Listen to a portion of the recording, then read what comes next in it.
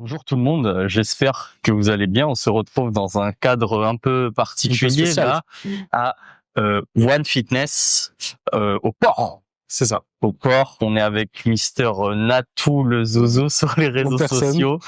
En personne, ça fait un moment qu'on doit faire ce podcast, peut-être, je crois, 2 mois. 2 mois, que je ne Pas de bêtises, toujours des galères. On a enfin trouvé un temps. Un petit créneau. Un petit créneau aujourd'hui, ouais. Un petit créneau. Il y a séance pour toi après, non? C'est ça. Séance avec toute l'équipe. Est-ce que tu as une petite dédicace, Simon, à passer Bien sûr, à la Team One Fitness, comme d'habitude.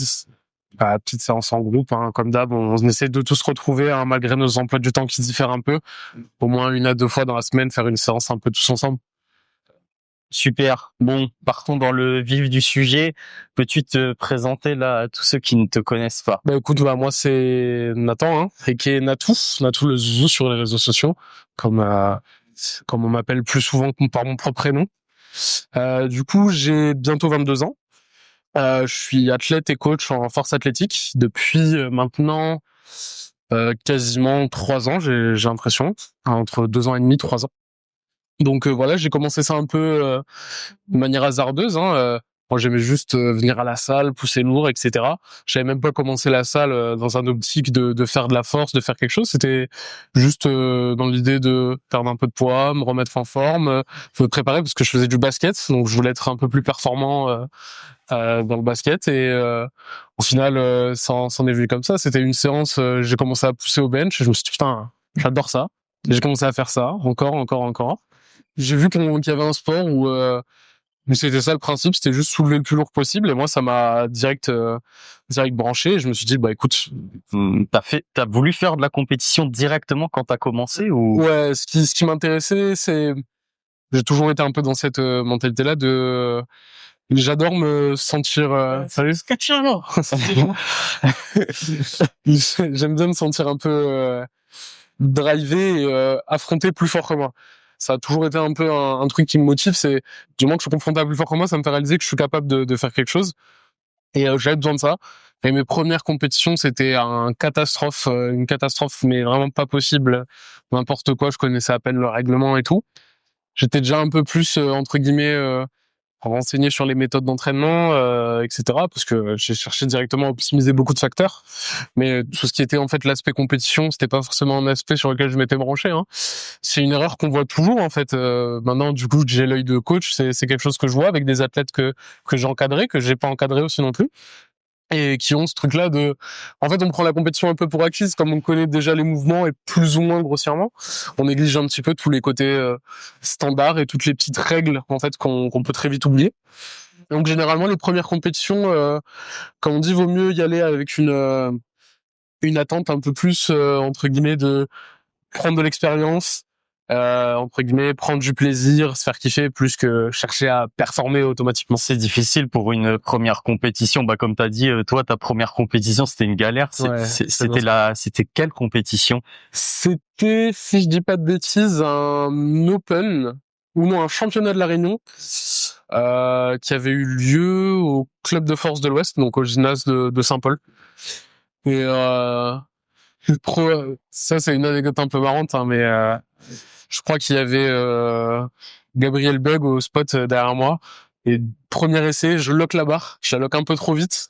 Et là, la barre, elle part un petit peu de mon dos comme ça. Elle tombe en arrière. Et Gabriel, ce jour-là, il a du curl 180 kilos à bout de bras. Et je pense qu'il m'en veut un peu encore, mais je débutais, j'étais pas encore... Mais t'as qu'une seule personne qui t'assiste du coup quand tu es... Non, en compétition, t'as toujours 3 personnes. D'accord. Et plus l'incrément de charge est grand, à partir, je crois, de plus de 200, tu peux passer à 5 spotters. D'accord. Forcément sur les côtés, du coup, toujours sur les côtés. T'en as toujours un derrière, et ensuite 2 sur les côtés. D'accord. Tu me parlais juste avant que tu avais fait du basket quand tu commençais et de la salle aussi. Et en off, tu me disais aussi que tu avais fait un petit peu de street workout à la Trinité. Ça, c'était du street workout en bien grand mot. C'était vraiment beaucoup de renforcement, poids de corps, etc. Je faisais en fait pas mal de sports de combat à l'époque. Et le dojo où je m'entraînais, en fait, il était à 10 mètres plus loin que le parc de street de la Trinité. Donc je m'entraînais là-bas, je faisais un peu de un peu de pompe, un peu de traction, etc. Rien de bien, du renfort, les 7 reps, les basiques, ouais. Ouais, c'est ça, exactement. Après, il y a eu des fois où j'ai essayé certaines figures, le handstand, le back lever et tout, mais trop dur. Le poids était un peu un handicap. Forcément, ouais, c'est ça. Bah, est-ce que tu peux nous parler un petit peu des catégories de poids en compétition et des différents organismes qui existent dans ta discipline? Ok, bah en fait, par exemple, du coup, partons sur un peu notre fédération à nous. Donc la FFORCE qui est rattachée à l'IPF, donc la Fédération internationale de powerlifting. Les catégories, elles se profilent un petit peu comme ça chez les hommes. C'est moins de 53. Généralement, c'est une catégorie où c'est assez rare de trouver du monde. Donc, elle n'est pas forcément présente sur tous les championnats. Mais du moment qu'on va sur les championnats internationaux, etc., généralement, elle est très bien représentée, cette catégorie. Il y a de très bons athlètes. Ensuite, il y a les moins de 59, les moins de 66, les moins de 74, les moins de 83, les moins de 93, les moins de 105, les moins de 120.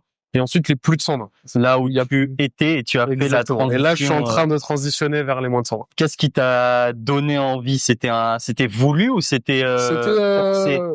Voulu, mais un peu mis de côté. Avec le côté intra-saison, c'était dur de trouver un peu le temps et c'est-à-dire que je vais perdre en compétitivité à un certain moment. Et du coup, j'ai eu une phase de blessure. Et pendant ma réhabilitation, en fait, le meilleur moyen de soigner, entre guillemets, les douleurs qui persistaient et qui étaient constantes, bah, c'était de perdre du poids.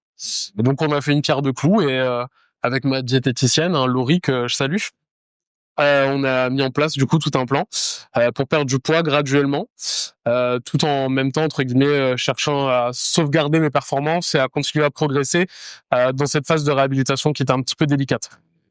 Ouais, c'est ça qui est dur. On se disait, tu m'avais dit en off, je t'avais dit en off plutôt que j'avais noté que tu t'étais blessé en squat. Tu t'es fait ça comment? C'était même pas sur un squat principal, hein, c'était sur un squat secondaire qui était là dans ma semaine, où j'ai un squat tempo à 210 kilos, quelque chose comme ça. Je sortais d'un bloc très lourd. Donc fatigue accumulée, c'est ça, j'imagine. exactement, parce qu'avant il y avait une compétition, je suis tombé malade, j'ai eu plein de trucs qui ont fait que j'ai accumulé beaucoup de fatigue, et des fois les blessures c'est un peu la faute à pas de chance, ça arrive un peu sans prévenir, on se croit très vite à l'abri en essayant d'optimiser plein de facteurs, mais des fois, comme on dit, shit happens, hein, ça arrive sans prévenir, c'est ce qui s'est passé. Et donc hernie discale à L5-S1 qui m'a incapacité pendant quelques bons mois. Hein, quelques mois où j'ai été, faut le dire, handicapé. J'arrivais plus à tenir debout, j'arrivais plus à marcher. Ça a été des mois un peu compliqués. Perso, pro, tout. Le fait de passer en fait d'un jour à l'autre d'un niveau dont tu es très fier à tout perdre en fait, littéralement, et être incapable de refaire ce qui te rendait fier, surtout quand c'est ton métier et quand c'est aussi quelque chose qui t'accapare beaucoup de ta vie, hein. C'est-à-dire que mine de rien, quand tu vas à la salle 4-5 fois par semaine, que tu restes plusieurs heures et tout, la majorité de ton quotidien elle se passe là, tu vois, même si t'as des choses en dehors. Donc le fait de tout perdre d'un coup, ça te met mal, mais en fait il y a au final une partie qui te fait te dire bah ouais, mais en fait maintenant que je suis en dehors du processus, la vie c'est pas que ça. Et peut-être que ce qu'il y a autour, dans ma vie, je peux, entre guillemets, faire en sorte que je sois bien dedans et que ça bénéficie entre guillemets, en plus à ton entraînement et à ta performance. Et moi, j'ai trop longtemps négligé une phrase qui est toute conne, hein, mais c'est un athlète qui performe, c'est un athlète qui est en bonne santé. C'est sûr que quand on fait du sport performance, on fait pas du sport santé. On cherche pas à optimiser la santé. On prend des risques. On se met dans des, entre guillemets, excuse-moi, des positions, dans des, entre guillemets, des conditions qui peuvent être, entre guillemets, extrêmes pour la performance. Mais, mine de rien, le premier facteur qui va réguler le fait de performer, c'est si t'es en bonne santé. Et j'ai trop longtemps, en fait, négligé ce facteur-là, santé-là, pour privilégier que la performance, et je me suis une balle dans le pied, quoi. Mmh. Et ça m'a fait du bien, entre guillemets, de me blesser, entre guillemets, de me brûler les doigts pour réaliser que j'allais pas dans le bon sens, tu vois. On apprend souvent mieux par ses propres erreurs. Exactement, ouais. Quand ça nous pique directement nous-mêmes, c'est plus marquant. Ouais. Et est-ce que c'est à cette période-là que tu as commencé tes coachings ou pas? Je coachais déjà depuis un bon moment avant, puis au moins 1 an et demi avant. 1 an et demi. Et du coup, Ouais, un bon an et demi. Et du coup, ça a été un peu compliqué au début de tenir le rythme parce que le moral était pas là, etc. hein, pendant toute cette phase-là. Mais au final, j'ai eu la chance, j'étais bien entouré. Bien entouré et j'ai su prendre du recul assez vite, je pense, sur ma situation et pas m'emmêler les pinceaux de partout. Et ça a fait que cette phase, elle a été quand même très productive, que ce soit sur le plan perso et pro. Et je pense que on a réussi à faire les bons choix et assez vite. Du coup, t'as été accompagné, ça s'est passé comment? Tu parlais d'une diététicienne tout à l'heure. Exactement. Tu t'es entouré de quel autre type de professionnel? J'étais accompagné de plusieurs kinés, notamment Daniel Chari Perez avec qui je bosse, donc qui est aussi un coach à moi, donc qui vient d'Espagne et qui est entre guillemets très penché sur beaucoup de méthodes assez modernes en fait dans la kinésithérapie et surtout c'est important d'avoir, je pense, un professionnel de santé qui comprend le stress auquel on est entre guillemets imposé. Donc avoir un kiné qui fait entre guillemets le même sport que toi, qui comprend ce à quoi t'es exposé, les contraintes, les enjeux, etc. C'est hyper important. Et c'était cool. Du coup, j'ai eu aussi un suivi à distance avec Amélie, qui est en métropole, qui lance justement sa plateforme de réhab en ligne. Qui elle aussi, dès le début, m'a pris en charge sur le côté névralgie, etc. Donc avec beaucoup d'exos de neurodynamique, etc. pour entre guillemets guérir de la grosse ischémie qu'il y avait sur le nerf. Et en présentiel, du coup, j'avais Daniel qui était là, qui me manipulait. Et, derrière, on avait toujours un petit suivi, un petit échange, que ce soit à la salle, sur WhatsApp, etc. Pour traiter entre guillemets les inflammations dans le quotidien et tout. Et comme je disais, c'est important dans ces phases-là de pas attendre, penser que ça va partir tout seul et de très vite en fait prendre en charge les douleurs, les symptômes et comprendre qu'en fait c'est pas en ne faisant rien ou en faisant moins que ça a marché la plupart du temps et qu'au contraire quand on est blessé faut en faire plus, faut travailler sur beaucoup d'axes et on est toujours aussi fort que son maillon le plus faible. Et du moment qu'on cherche à consolider et qu'on réapprend à travailler dans des axes qu'on a beaucoup négligés, c'est comme ça qu'on crée de l'amélioration. En parlant de maillon faible, c'est quoi l'aspect que tu dois privilégier prochainement, ton maillon faible justement? Mon maillon faible actuel, là j'aurais dit le maillon faible que j'ai eu ces derniers mois, ou précédemment dans ma pratique, ça aurait été surtout le côté de trop me hype ou d'en vouloir en faire trop, d'être trop motivé. C'est un peu ce qui m'a porté préjudice à certains moments.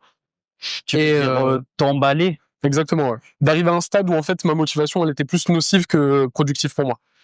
Et au final j'en voyais plus entre guillemets les contraintes que les aspects positifs et qui m'a fait faire des choix actifs, irréfléchis et qui ont été entre guillemets dont j'ai payé les conséquences en fait. Soulever trop lourd, j'imagine, ou ce genre de choses. Plutôt dans l'idée aussi ouais de soulever trop lourd et pas vouloir trop redescendre, ou vouloir aller trop vite à un certain moment. Ouais, tu dis que t'as un palier, t'as une petite blessure et tu sais qu'il faut que tu redescendes, Ouais. mais t'as pas envie parce que ça fait chier, C'est quoi. ça, ouais, plus ou moins, ouais.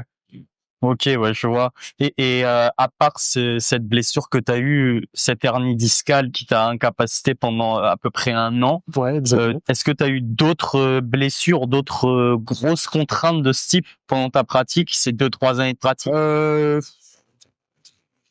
Pas vraiment. J'ai eu des douleurs, pas plusieurs fois des douleurs sacro-iliaques. Donc pareil, hein, toujours localisées dans la même zone. Beaucoup de douleurs aux genoux, chevilles, par-ci par-là, mais jamais d'assez gros stress qui m'ont incapacité autant que la blessure. Tu donnerais quoi comme conseil à quelqu'un qui débuterait le power? De prendre son temps, déjà. De prendre son temps quand on commence un sport, on se voit souvent être champion du monde au bout d'un an, mais c'est rarement le cas. Ça, c'est une histoire sur 1 milliard et il faut vite le prendre en compte, mais c'est pas pour autant que on peut pas avoir de gros objectifs. Et je pense que à coup de travail, à coup de motivation, tout est accessible. On n'est jamais plus con qu'un autre, on n'est jamais plus faible qu'un autre. L'important, c'est de se donner les moyens et d'être patient et de concevoir que si ça arrive pas en un an et que ça arrive en un an et demi, c'est pas grave. L'important, c'est que ça arrive. Donc le meilleur conseil que je peux donner, c'est prendre son temps, faire les choses bien et construire de bonnes bases. C'est important parce que si on construit pas de bonnes bases, on passe le reste de sa pratique à essayer de les reconstruire. Et ça, c'est quelque chose qui peut vite pénaliser. En parlant de construire de bonnes bases, est-ce que tu peux nous expliquer un petit peu comment ça se passe avec tes élèves, une journée type, à quoi ça ressemble, et quand on commence, si on veut être coaché par toi, comment on fait? C'est très simple, hein. Il y a 2 plateformes pour me joindre, donc directement mon compte perso, Natou le Zouzou sur Insta, ou sinon passer par la Natou Lifting Corp. Donc soit envoyer directement un message sur le compte, soit passer sur la plateforme, donc le mailing link là qu'il y a dans la bio. Il y a un petit questionnaire à remplir, etc. Ensuite, moi, ce qui je trouve très important, c'est avant de commencer un suivi, c'est important que j'ai entre guillemets le plus d'informations possible sur un athlète. Donc, ça va passer par un questionnaire, ça va passer par beaucoup de questions que j'ai entre autres, et je vais pas hésiter à en rajouter en fait. Je préfère entre guillemets être sûr de connaître la personne, de pouvoir concevoir entre guillemets ce qu'elle fait, ce dont elle a besoin, ce qu'elle aime. Et c'est aussi important ça parce que on a tendance à chercher beaucoup d'optimisation, mais oublier un petit peu ce côté-là de bah tu vas le faire quasiment 3, 4 jours, 5 jours par semaine pendant une très longue durée. Faut que ça te plaise.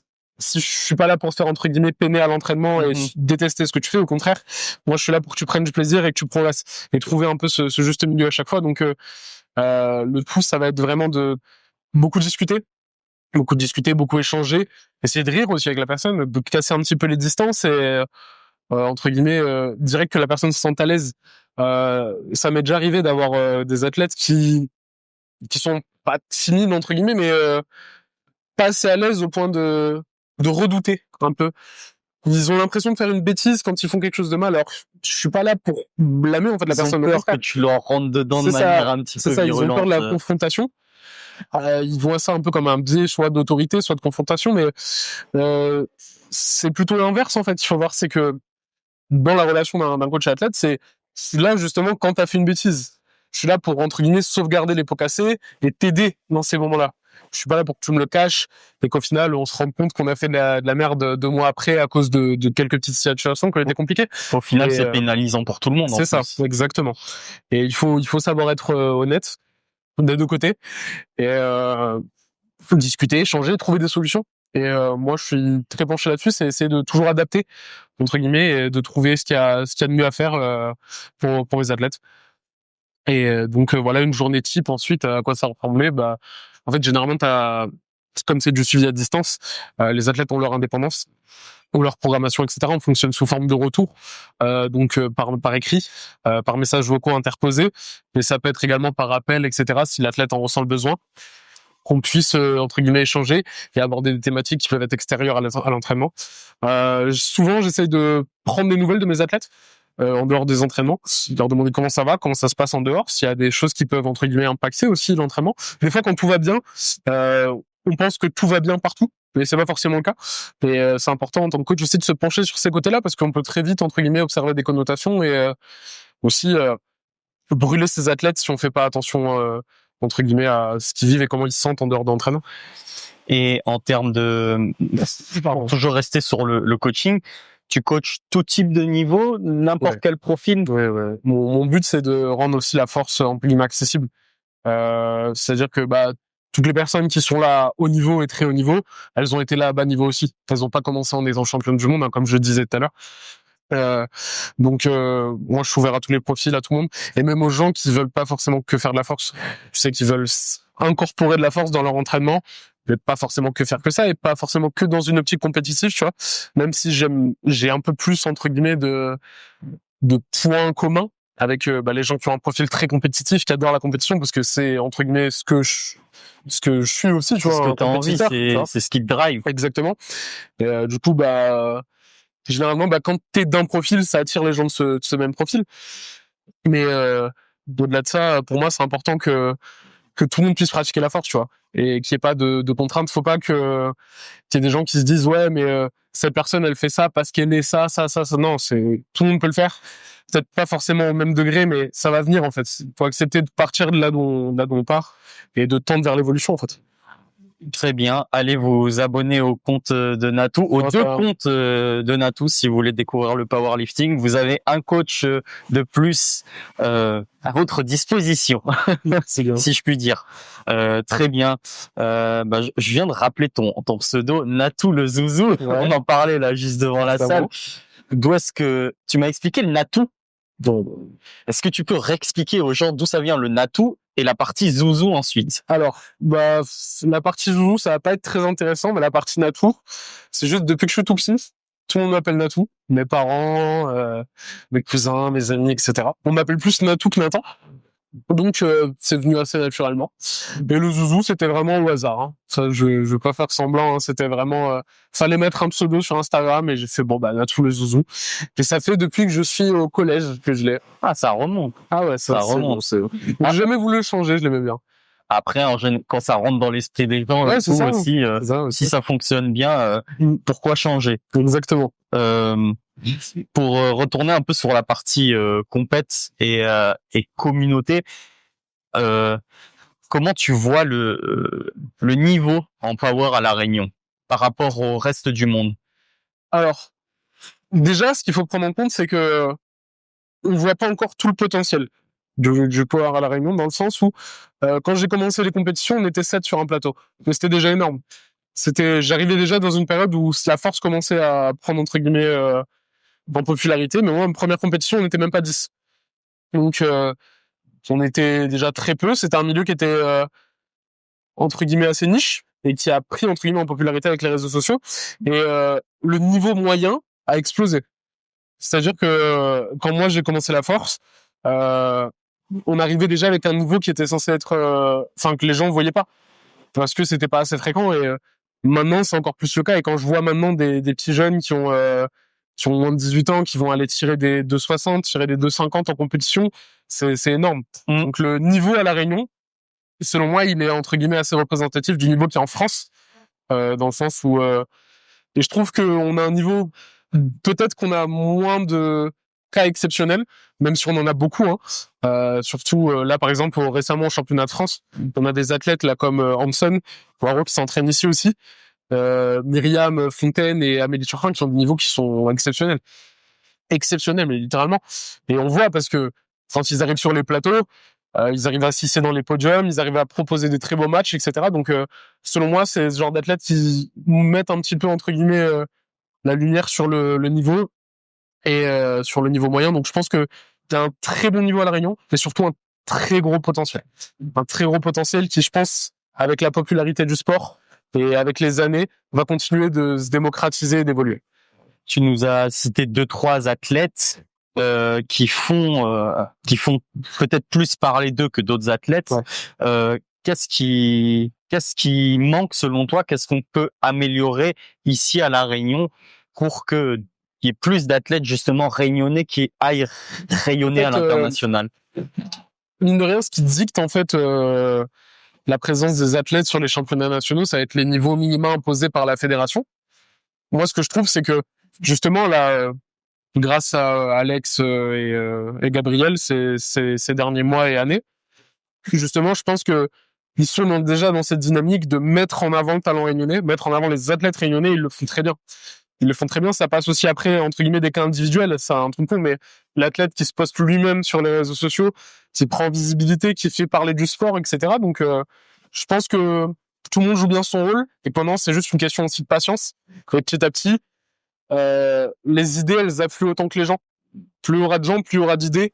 Et plus il y aura d'idées, plus les choses vont continuer, entre guillemets, à aller vers l'expansion. Donc, ce qu'il faudrait faire de plus, c'est continuer à pousser les gens à faire la force, en fait. Et plus il y aura de monde qui en fait, et plus ce sera mis en avant. C'est aussi simple que ça. Et c'est déjà ce qui est en train de se mettre en place, et que je trouve que on a de la chance d'avoir des gens qui prennent de leur temps, et on réalise pas à quel point ils prennent de leur temps et de leur énergie personnelle pour mettre tout ça en place. Et au-delà de ça, c'est aux athlètes d'être bienveillants, d'inciter les gens à commencer à s'entraîner avec eux. Ça commence par des choses bêtes, mais même moi, des athlètes que je coach, etc., ça a commencé à juste, on est à la salle, on tourne à côté sur un banc, on se demande des conseils, et voilà. Et au final, la personne, tu la regardes 2 ans après, elle est championne de la Réunion, elle a des records, et c'est exactement comme ça que ça commence, quoi. Tu viens de revenir sur la partie coaching. Qu'est-ce qu'on fait pour devenir coach de power? Alors, au-delà de ça, être coach, ça demande entre guillemets un enseignement préalable au niveau du sport. Donc il y a des gens qui passent par STAPS, il y a des gens qui passent par le BPJEPS, etc. Et être coach en power, ce qu'il faut prendre en compte, c'est que c'est pas être coach sportif. C'est que il y a des gens qui passent par des cadres outre et qui spécifient très vite, très très vite.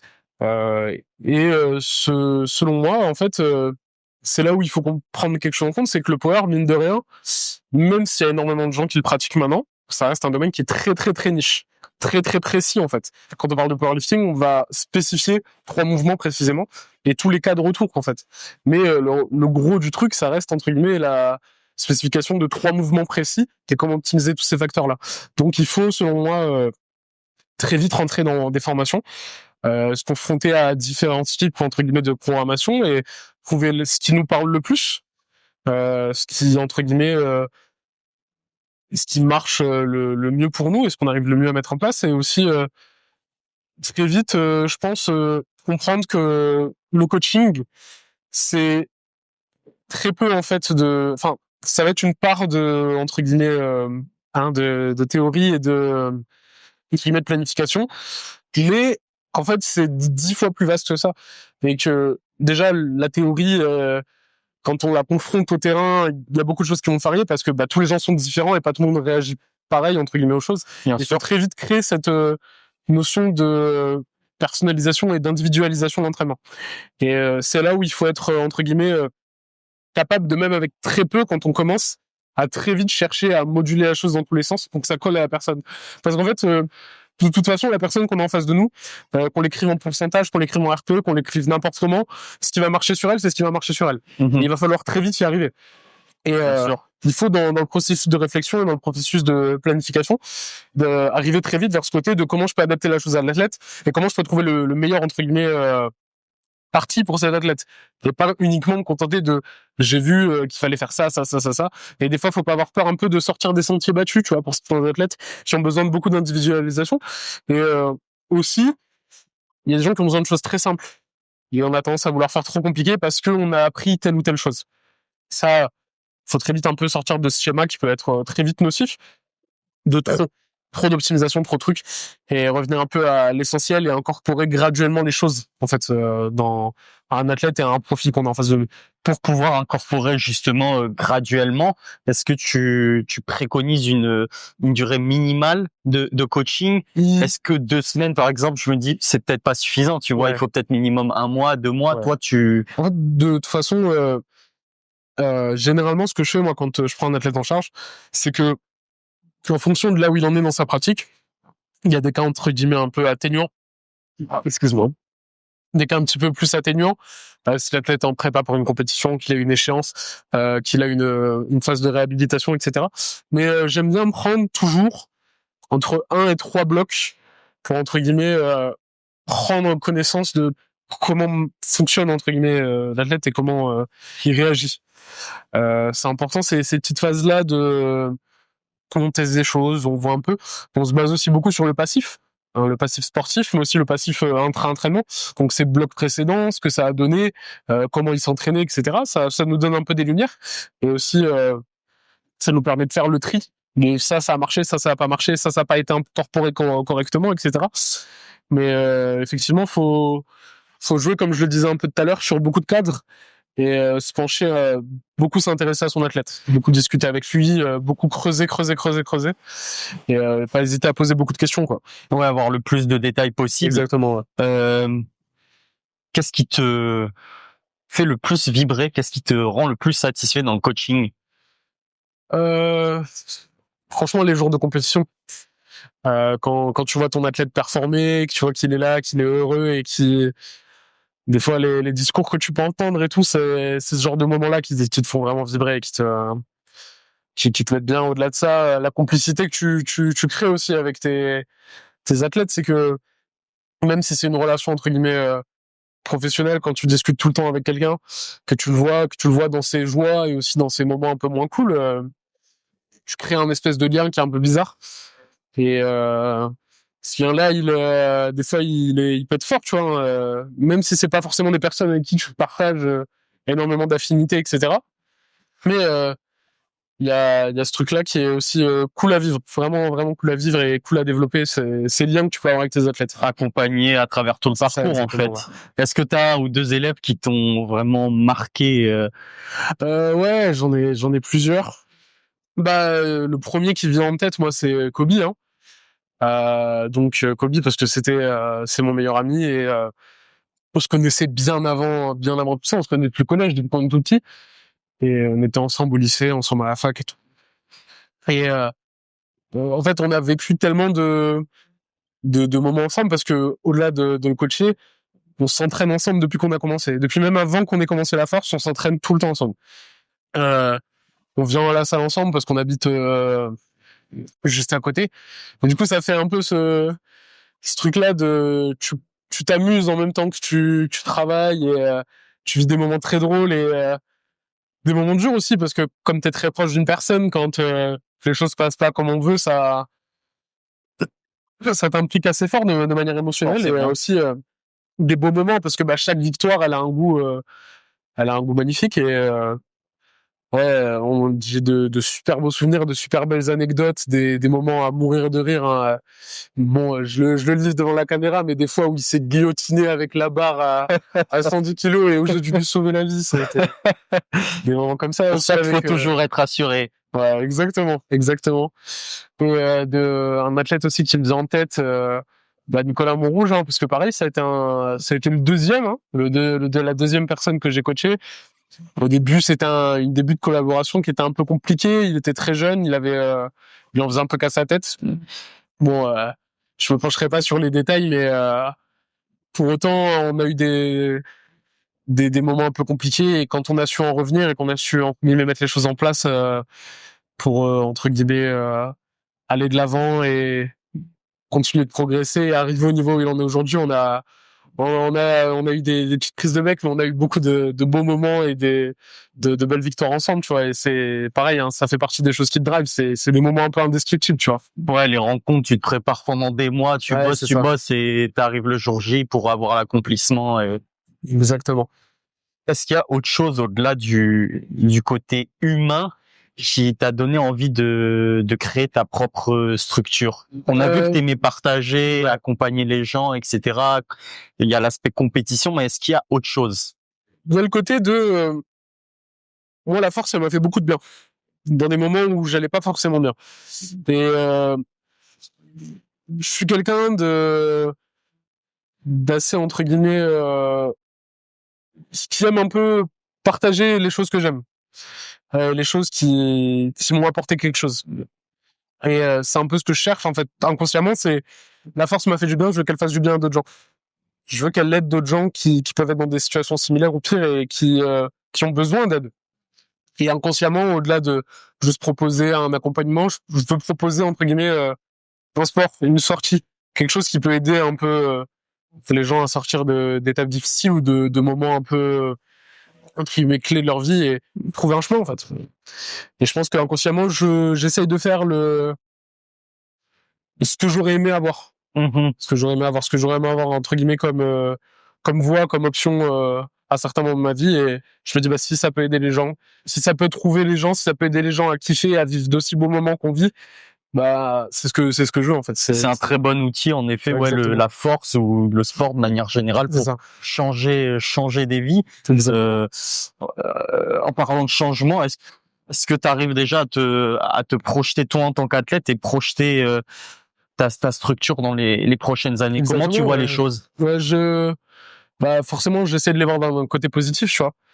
Espérer aussi entre guillemets diversifier comment dire ça, chercher un peu à ramener de nouvelles têtes, que ce soit dans mes coachés et aussi dans moi ce que je propose dans la structure et peut-être ne plus bosser seul en fait, avoir des gens avec qui entre guillemets collaborer et ouvrir la structure plus qu'à moi-même et chercher à développer la chose comme développer le sport en fait. Et en termes de compétition, t'as déjà une compétition prévue pour l'année prochaine ou pas encore? J'ai une compétition là pour ce juillet là, donc le week-end du 20. Donc il y a une grosse compétition là qui s'organise, là, le Réunion Island Meet, qui est organisé par le club de Manapani et qui a lieu au stade de l'Étang Salé, je crois. Donc ça va être une très grosse compétition, il y a des guest lifters, il y aura plein de choses et j'ai très hâte de voir ce que ça va donner cette compétition parce que ça risque d'être très beau à voir, je pense. On peut aller sur quelle page Instagram si on veut voir? Sur la page, c'est Réunion Island Meet. Donc comme très ça bien. Allez faire un tour là sur Insta si vous voulez aller rencontrer Natou et tous les autres forceux, leur donner de la force et les motiver. Encourager les nouveaux, les personnes qui arrivent sur le plateau, qui font leur premier pas, qui prennent leur première expérience. C'est ceux qui en ont le plus besoin. Et je pense qu'on va avoir le droit de très beaux matchs et de très belles performances ce soir aussi. On a hâte de voir ça. Aller donner de la force à nos Réunionnais. Exactement. Est-ce que tu peux pour aller un peu dans la partie routine, tout à l'heure tu nous parlais un peu des journées type coaching. Ouais. Toi, ta journée type à toi, comment tu l'organises, ton entraînement, ta nutrition, sommeil, récup? Pour ce qui est du sommeil, j'essaie toujours d'être à 8 heures ou un peu plus. Pas trop, j'ai tendance à avoir entre guillemets un cycle qui est très lourd sur certaines phases. Donc si je dors un peu trop, je commence à vraiment cracher, à être très fatigué. Je commence ma journée par des choses simples, donc une douche, manger, etc. Vraiment rien de fantasque. Ça c'est quelques steps par-ci par-là. Puis je bosse directement, j'essaie de m'organiser par petits créneaux, faire des micro-pauses quand c'est nécessaire, etc. Je commence toujours par les programmations, les retours, et généralement ça me fait toute la matinée. Donc le midi je mange, etc. Et ensuite généralement les jours d'entraînement ça va se caler un peu comme ça, c'est-à-dire qu'après manger je fais un peu le travail de l'ombre, les choses qu'on voit pas, les posts Insta, les travails sur le shit, etc. Sur beaucoup de choses qui arrivent en fait là sur la Natou Fishing Corps. Et comme je suis solo à bosser dessus, c'est très vite chronophage, donc faut que je le cale bien en fait dans tous mes créneaux. Et ensuite je vais à l'entraînement. Donc mes séances elles fluctuent un petit peu selon les semaines, selon les blocs. Mais je vais à la salle, j'essaye de pas non plus passer toute ma vie à la salle. Donc j'essaye de faire mes entraînements assez vite pour avoir du temps après pour le reste de ma journée.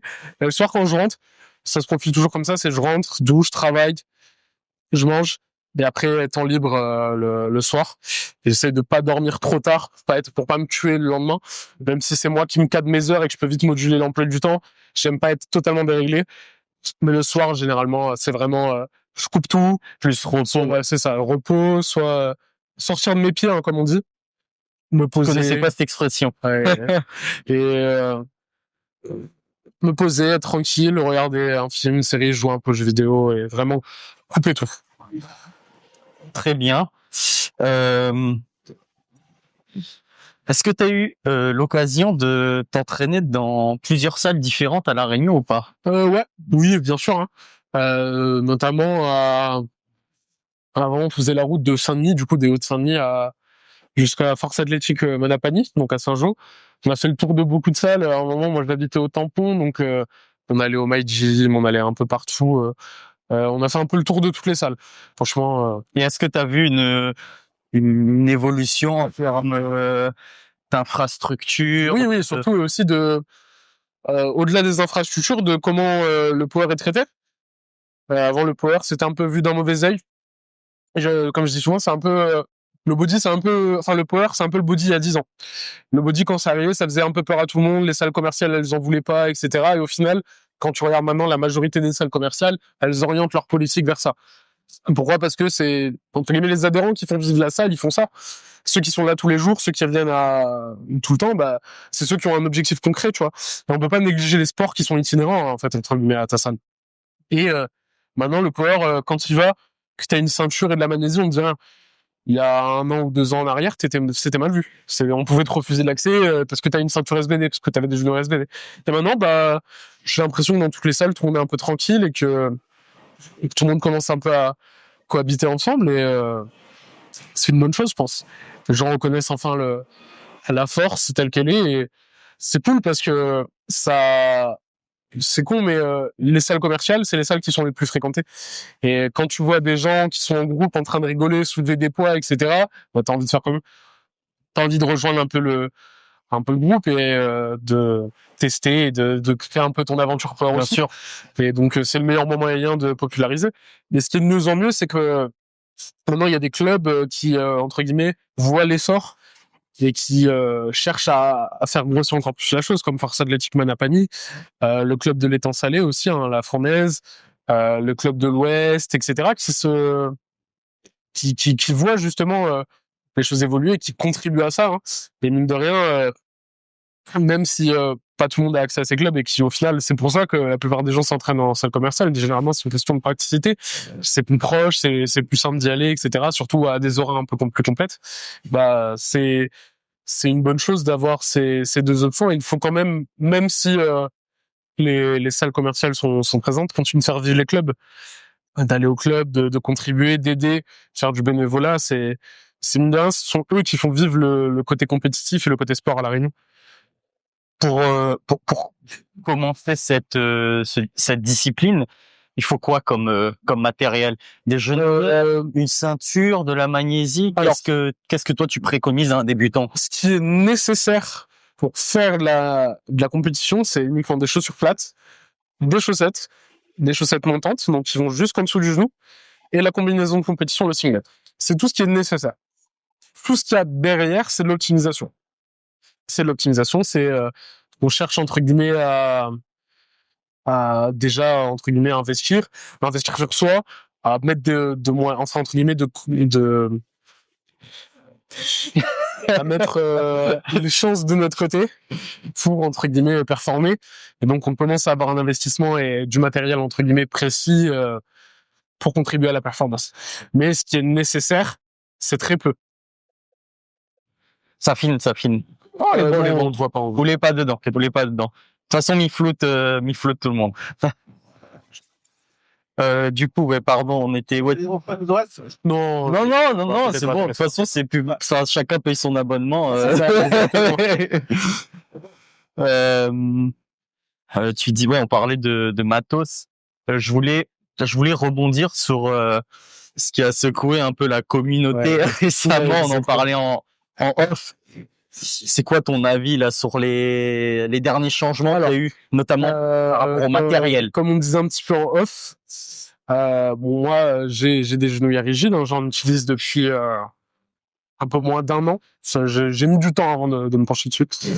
Selon moi, elles font du bien dans le sens où elles proposent entre guillemets des produits sur lesquels il y a entre guillemets un développement et une recherche, etc. Donc c'est cool que les entreprises se mettent à produire des produits comme ça. Par contre, c'est vrai qu'avec ce genre de produit, on perd la dimension euro.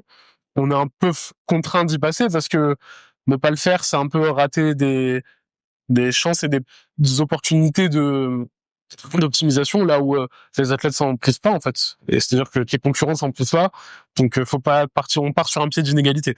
C'est sûr qu'avec des genouillères souples, au moins il y a pas de pied d'inégalité. C'est tout le monde est sur le même pied. Les genouillères elles aident tout autant les unes que les autres. Et selon moi c'est une bonne chose qu'on revienne entre guillemets à l'essentiel et sur le côté roro du sport, parce que mine de rien c'est la force pro ce qu'on fait. Là où par contre la polémique a eu lieu, c'est que c'est arrivé de manière soudaine.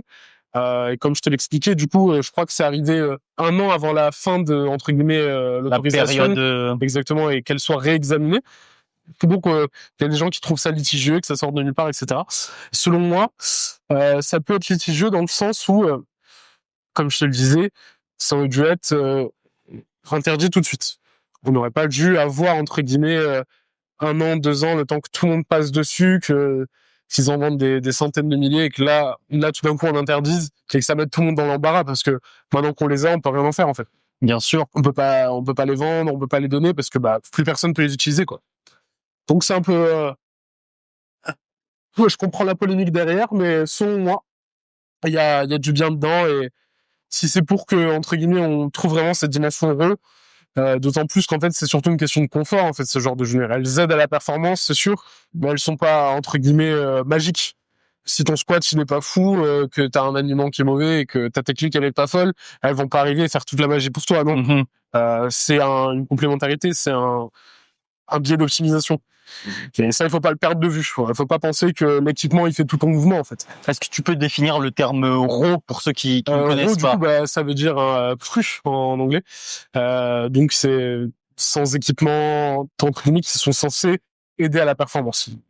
C'est des équipements qui sont là plus dans, entre guillemets, un cadre de protection et de stabilité. Donc la ceinture, les genouillères, les bandes de poignet, etc. Pas des mouvements qui t'aident à soulever plus lourd. Donc par exemple, en équipé, du coup, la version où on a l'équipement qui nous aide à soulever plus lourd, on a par exemple le maillot de développé couché, qui là par contre va vraiment nous aider à rajouter 100 kilos, etc. sur le bench.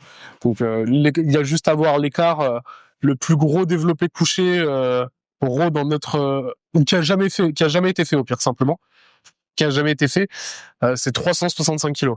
Par Julius Maddox, qui est en plus de 120 et qui est dans une catégorie qui est non testée. Donc déjà, on arrive quand même dans des cadres où l'optimisation de la performance est énorme. Le plus gros développé couché réalisé en équipé, il a été à peu près 612 kilos. Donc on arrive quasiment à 1x2. Est-ce que tu comprends du coup cette dimension raw équipé? On parle bien du maillot qui prend tout le corps. Exactement. D'accord. Ça fonctionne comment ce type d'équipement? En gros, ça si tu veux, c'est en fait comme un gros élastique qui est entre tes deux bras et sur ton ventre en fait. Et du coup, pour essayer d'étirer le matériel et de descendre, ça crée une résistance qui est supplémentaire. D'accord. Ouais, donc c'est vraiment un élastique qui est quasiment un élastique. Et du coup, comme il est sur tout le corps, en fait, ça te fait vraiment une très grosse force de résistance. Et limite, c'est plus dur de descendre que de monter. C'est un peu le commentaire qu'on entend le plus souvent. Donc, c'est mine de rien un sport différent. Selon moi, c'est un sport qui a ses spécificités, qui est pas pour autant plus facile. Hein. C'est pas parce qu'on nous aide à pousser, c'est beaucoup de technique, beaucoup de préparation et de rien, on oublie aussi qu'il y a le côté nerveux et que pour encaisser 600 kilos à bout de bras, même s'il y a le maillot, il faut le faire. C'est clair. Et moi, je suis sûr qu'avec un maillot, je déraque même pas 612 kilos. Donc, selon moi, il faut toujours montrer un peu de respect envers ces performances-là et pas penser que le maillot fait tout le boulot et bien sûr par exemple les straps font tout le boulot. Non. Bien sûr, c'est un peu le même débat ça me fait penser au débat du dopage, justement. Ouais, c'est sûr. Très bien. Et depuis qu'il y a eu cette modification du règlement, tu continues à utiliser ce type de matériel sainement? En fait, la stipulation, elle passe à partir de août. D'accord. Du début de la prochaine saison. Donc là, on a jusqu'à juillet. Donc comme moi, j'ai fait toute ma prépa pour juillet avec des genouillères rigides, je continue jusqu'à la fin. Bien et sûr. Après juillet, je repasserai sur des genouillères. Très bien. Je veux partir sur la partie réseaux sociaux. Comme tu le sais, hein, je remonte sur le fil Instagram de toutes les personnes que j'interviewe et j'ai noté que tu étais pas mal actif et que tu postais du contenu aussi de bonne qualité. Ça se voit que les plans vidéo sont travaillés, que l'audio est travaillé, qu'il y a une recherche, il y a une profondeur. Tu vois comment les réseaux sociaux aujourd'hui? Un outil, quelque chose pour t'amuser, tu postes un peu plus un peu des deux. C'est comme mon travail, je vois pas mon travail de manière ennuyante, j'ai pas envie de m'ennuyer quand je bosse, c'est la même chose un peu avec les réseaux sociaux, mine de rien, professionnellement ça apporte beaucoup. Mais il y a le côté de j'ai du mal à me forcer à faire des choses que j'aime pas. Quand j'aime pas quelque chose, je préfère expérimenter d'autres segments. Et moi, ce que j'aime, c'est avant tout la vidéo, la qualité vidéo, etc. J'aime beaucoup le cinéma de base, la réalisation, et j'avais un peu envie d'expérimenter sur certains points. Je me suis dit, autant cumuler les choses et faire du contenu que j'aime bien, que je trouve beau, que je trouve rigolo, et expérimenter un peu sur cette voie-là. Et ça fait une pierre de coups dans le sens où ça crée un peu ton image sur les réseaux sociaux, ça te met en avant et c'est l'image un peu que c'est le premier contact que les gens ont avec toi. Quoi. Et donc c'est cool, moi c'est quelque chose que j'aime faire, quelque chose quand j'ai pas envie de le faire, je le fais pas et quand j'ai envie de le faire, je prends du plaisir à le faire. Quoi. Très bien. Pour bientôt finir sur cette partie principale, pour toi, c'est quoi être un bon coach? Un bon coach, c'est quelque part un bon référent aussi. C'est quelqu'un qui est là. C'est quelqu'un qui est là quand t'as besoin de lui. quand t'as besoin d'aide, qu'il y a quelqu'un qui est là pour t'aider. Et t'aider, ça passe par l'écoute, ça passe par, comme je disais là, tout à l'heure, l'adaptation, etc., la remise en question. Selon moi, c'est un bon coach, quelqu'un qui est vraiment, pour moi, les meilleurs coachs, c'est les coachs qui sont capables de faire beaucoup avec très peu. T'as pas besoin d'être le coach qui en connaît le plus. T'as pas besoin d'être le coach qui a le plus de formation, le plus de titres, le plus d'athlètes. Avec très peu, tu peux faire énormément. Et le coach qui est justement capable d'utiliser le peu d'outils qu'il a pour répondre à beaucoup de situations et pour s'adapter et pour aider ses athlètes, selon moi, c'est le meilleur coach. Et puis, un truc con, mais le meilleur coach, c'est celui qui a les athlètes qui progressent, hein. Ça reste la dimension numéro 1 de notre travail. Maintenant, ce qu'il faut prendre en compte, c'est que progresser, c'est pas que dans les chiffres. C'est pas que prendre 5 kilos sur son total. On progresse dans sa mentalité, on progresse dans son entraînement, on progresse dans sa capacité de travail, etc. Et c'est important de se pencher sur comment vont les athlètes. Et on progresse sur tellement de domaines. Et le coach, c'est celui qui est capable de faire avancer ses athlètes dans tous ces domaines, je pense. Très bien. Pour finir sur cette dernière question, sur une note un peu plus prévention et sécurité, aujourd'hui sur les réseaux, il y a un peu de tout et n'importe quoi. Est-ce que toi, tu as déjà observé sur les réseaux notamment des dérives, des gens qui se disent coach ou ceci, cela, et qui au final mettent plus en danger les pratiquants qui vont écouter les conseils? En fait, selon moi, cette mise en danger, elle vient pas forcément d'un côté négatif, scam, ou elle vient de, entre guillemets, sauter quelques étapes et se sentir un peu légitime trop vite. Et selon moi, c'est un mal dans le sens où ça peut causer, entre guillemets, du tort. Mais d'une part, il y a beaucoup de gens qui font des erreurs et il faut savoir, entre guillemets, les pardonner et se dire qu'un jour, ils vont se remettre en question, etc. Je pars du principe que personne n'est bête, en fait. Et qu'on fait tous des mauvais choix à certains moments et c'est sûr que ça peut très vite, entre guillemets, nuire aux gens et qu'il faut très vite, en fait, entre guillemets, être honnête et responsable quand on observe ce genre de choses et contacter les personnes et leur en parler directement. Et aussi, quand on est athlète, entre guillemets, faire attention et creuser aussi de soi-même, développer ses propres connaissances, sa culture, etc. Et ça va vite nous permettre, entre guillemets, d'observer, en fait, ces gens-là et reconnaître, entre guillemets, des gens qui manquent de qualification, de connaissances et qui peut-être vont trop vite, mais faut pas oublier qu'on commence tous quelque part et il faut aussi blâmer les gens de pas encore être à 100% au point et que ça va venir, en fait. Faut avoir un peu cette vision des deux côtés, tu vois. Tout n'est pas blanc, tout n'est pas noir. Et c'est là, par contre, où l'aparté, c'est sur les gens qui, par exemple, vendent des programmations préfaites, ce genre de choses, et qui créent pas d'individualisation, que c'est pas vraiment du coaching, en fait. Et là, par contre, ce genre de choses-là, selon moi, c'est un peu aussi faut faire passer le message, c'est que la programmation, elle est faite pour être adaptée pour vous. Si on vous dit que cette programmation, elle marche pour tout le monde, généralement, c'est un peu de la publicité mensongère. Elle va peut-être marcher, en fait, pour tout le monde du moment qu'on débute, mais elle va pas marcher au même degré. Et c'est important de vous pencher là-dessus et de contacter des professionnels, vous orienter vers ça. Et faut pas oublier que c'est un domaine qui est très spécifique. Et rapprochez-vous de personnes qui sont vraiment dans la niche et qui sont là, qui aussi ont de l'expérience sur le domaine compétitif, sur l'accompagnement, l'encadrement. Faut contacter, discuter avec eux. Et je pense que vous arriverez très vite à vos propres conclusions et entre guillemets, vous serez très vite confronté aussi à la réalité des choses. Très bien, je te remercie. On a fait ce tour de la partie sport, présentation, si je peux dire, avant de partir sur la partie des questions rapides. Est-ce qu'il y a un sujet qu'on n'a pas abordé que tu aurais aimé traiter? Non, selon moi, en plus, on a fait quelques petites apartés sur la force à la Réunion, etc.